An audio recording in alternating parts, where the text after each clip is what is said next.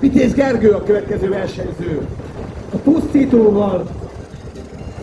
Reméljük, hogy nem a retinánkat pusztítja el, hanem a bánatunkat. Egyeki 400 lóerő. Egyek vagy ne egyek, Zsoltikám? Én Ez a nagy kérdés. én már ebédeltem egyet a büfébe. Nagyon szépen köszönöm, finom volt. Figyelj, figyelj! Elkészülnek. Szép rajt volt, szép rajt volt. Azt a Figyeljetek, gyerekek! srácok. Hát ott a Kasszi gyereke kapott akkora ütést, hogy azt el sem tudom mondani. Tekeredik. Gyönyörű, gyönyörű.